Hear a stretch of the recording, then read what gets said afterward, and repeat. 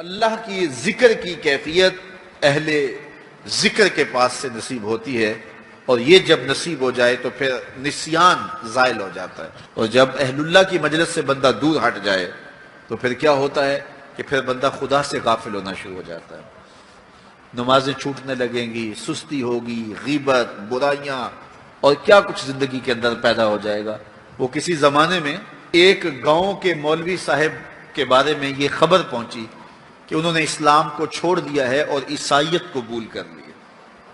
تو جو قریبی شہر کے علماء تھے انہیں بڑی تشویش ہوئی، تو علماء کا ایک گروہ ان کے پاس گیا اور جا کے کہا حضرت ماجرا کیا ہوا؟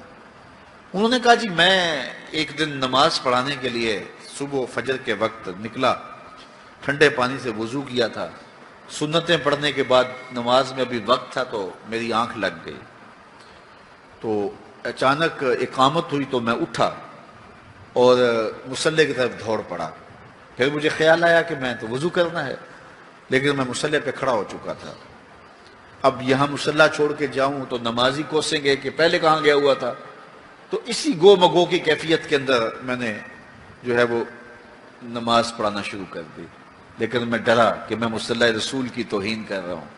بے وضو نماز پڑھا رہا ہوں، تو کہیں اللہ کا عذاب میرے اوپر نازل نہ ہو، تو میں ڈرتا بھی رہا،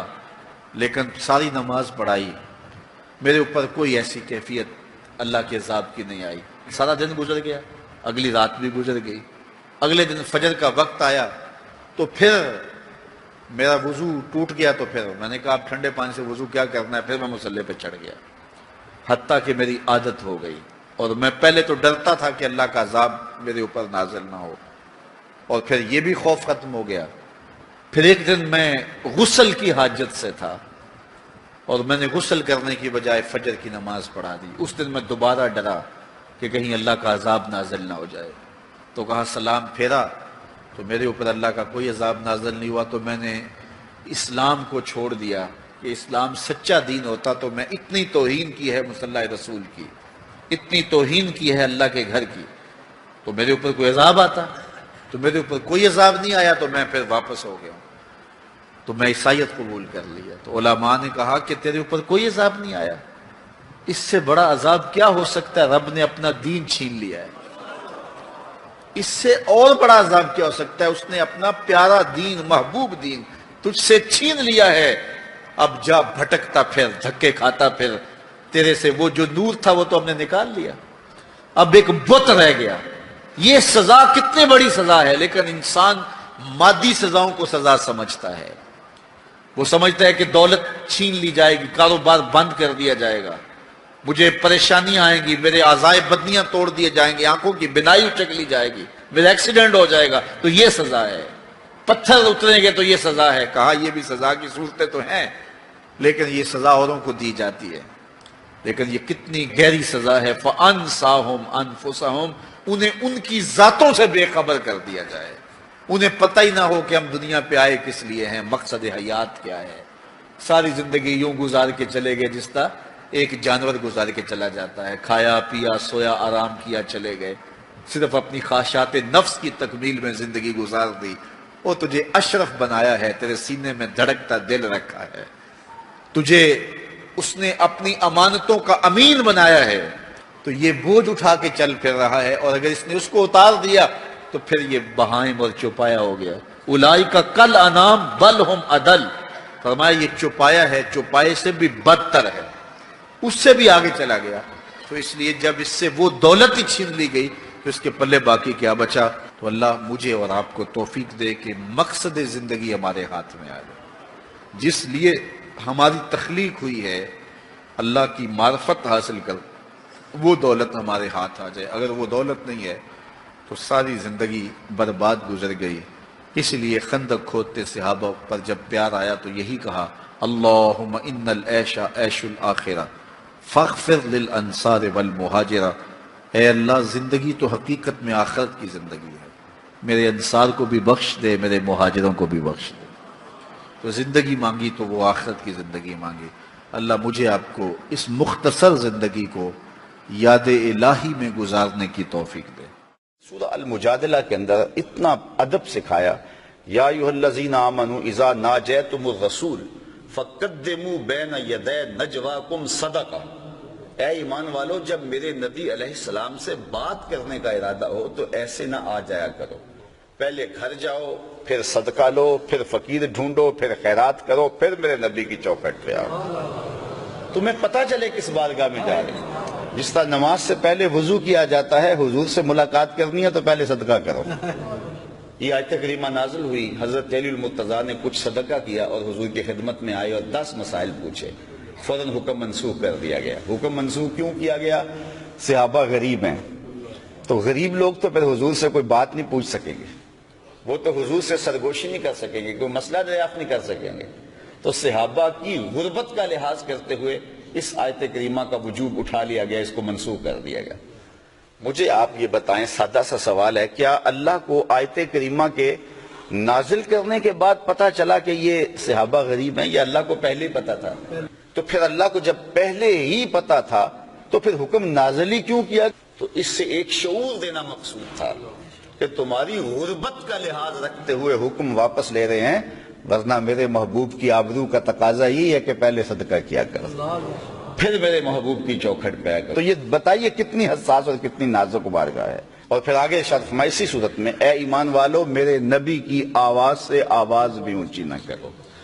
اگر تمہاری آواز بھی اونچی ہو گئی عمل ضائع کر دوں گا اور تمہیں خبر بھی نہیں ہونے دوں گا۔ یہ کتنی سخت مار ہے کہ صرف آواز اور لہجہ بلند ہو گیا تو عمل اکارت ہو جائیں گے، سب کچھ لٹ جائے گا اور تمہارے نامہ اعمال زیرو ہو جائیں گے اور تمہیں پتہ بھی نہیں ہوگا۔ تم کہو گے اکاؤنٹ میں بڑے پیسے ہیں، اکاؤنٹ بھرا پڑا ہے، لیکن لٹ جاؤ گے اگر تمہارا لہجہ بھی بلند ہو گیا۔ امام مالک نے اللہ اکبر 40 سال تک حضور کے روضہ انور کے پاس بیٹھ کے درس حدیث دیا ہے، اور 40 سال میں ایک بار بھی ایسا نہیں ہوا کہ حدیث کے کتاب کے ورق کے پلٹنے کی آواز بھی پیدا ہوئی۔ یہ محبت والوں کا انداز زندگی ہے۔ حضرت صاحب بن یزید کہتے ہیں میں مسجد نبوی کے کونے میں بیٹھا تھا، کسی نے مجھے کنکر مارا، اور جب کنکر مارا تو میں نے پلٹ کے دیکھا تو وہ حضرت عمر تھے رضی اللہ تعالیٰ عنہ۔ تو میں نے اٹھ کے ان کے پاس جا کے حاضری دی اور میں نے کہا آپ نے مجھے کنکر کیوں مارا ہے؟ تو وہ کہنے لگے وہ فلاں 2 آدمی جو باتیں کر رہے ہیں ان کو بلا کے لاؤ۔ تو میں ان کو بلا کے لے گیا۔ حضرت عمر نے ان سے پوچھا تم کہاں کے رہنے والے؟ انہوں نے کہا جی ہم طائف سے آئے ہیں۔ تو حضرت عمر نے فرمایا اگر تم اہل مدینہ سے ہوتے میں تمہیں سزا دیتا، تم بلند آواز سے بول رہے ہو، جانتے نہیں یہ مسجد رسول اللہ کی ہے؟ تو یہ اتنی نازک اور اتنی حساس بارگاہ ہے۔ علامہ اقبال علیہ رحمہ تو کہا کرتے تھے کہ لوگ باتیں کرتے ہیں، میں تو یہ بھی گوارا نہیں کرتا کہ کوئی یہ کہے کہ تیرے پیغمبر کے کپڑے بھی میلے تھے، میں تو اس کے بھی گوارا نہیں کرتا۔ وہ شاعروں کا ایک مزاج ہوتا ہے نا، تو کوئی بندہ گیا ایران تو واپس آیا تو اقبال سے ملا، تو فارسی زبان تو بڑی میٹھی ہے، تو وہ کہتے ہیں فارسی شکر کی طرح میٹھی ہے، تو وہ باتوں باتوں میں اس نے علامہ اقبال سے کہا کہ فارسی تو پھر فارسی ہے، عربی تو اونٹوں کی زبان ہے۔ تو اقبال جو بڑی محبت سے باتیں سن رہے تھے اور ادب پہ گفتگو کر رہے تھے، اٹھ کے کھڑے ہو گئے، رنگ سرخ ہو گیا، کہا نکل جائے یہاں سے، تو میرے رسول کی زبان کو اونٹوں کی زبان کہہ رہے۔ تو یہ غیرت عشق رسول ہوتے، یعنی اتنی بات بھی اہل محبت کے لیے گراں ہوتی ہے، اور عقیدتوں کے رشتے کتنے نازک اور کتنے حساس ہوتے ہیں۔ تو حضور علیہ السلام کے ساتھ ہمارا جو رشتہ ہے وہ انتہائی حساس ہے اور انتہائی نازک رشتہ ہے، اور اس رشتے کو محفوظ رکھنا ہماری ذمہ داری ہے۔ اللہ مجھے آپ کو حضور کے نام پر، حضور کی محبت پر، حضور کی الفت پر اور حضور علیہ الصلوۃ والسلام کی یادوں میں اپنی زندگی کی ایک ایک ساتھ کو گزار دینے کی توفیق نصیب فرمائے۔ اقبال نے تو جو ہے وہ اپنی ساری زندگی کا خلاصہ ان 2 لفظوں میں نچوڑ دیا کہ محمد سے وفا تو نے تو ہم تیرے ہیں، یہ جہاں چیز ہے کیا لوح و قلم تیرے ہیں۔ ایسے منظر ہم نے اپنی آنکھوں سے دیکھے ہیں کہ جنہوں نے حضور سے وفا کی ہے، پھر لوگوں نے آنکھوں کی پتلیوں پہ انہیں رکھا ہے اور عزتوں کی مسندوں پہ بٹھایا ہے، اور تکریم و اعزاز انہیں وہ نصیب ہوا کہ 7 اقلیم کا شہنشاہ بھی وہ عزت نہیں پا سکا جو ایک گمنام سپاہی پا لیتا ہے۔ تو یہ عزتوں کی معراج ہے جو حضور کے نام سے نصیب ہوتی ہے۔ وآخر دعوانا آفاق کے ہر گوشے میں قرآن قرآن سنا کر دم لینا، اب رکنا نہیں، اب تھمنا نہیں، فردوس میں جا کر دم لینا، آفاق کے ہر ہر گوشے میں قرآن سنا کر دم لینا، اب رکنا نہیں، اب تھمنا نہیں۔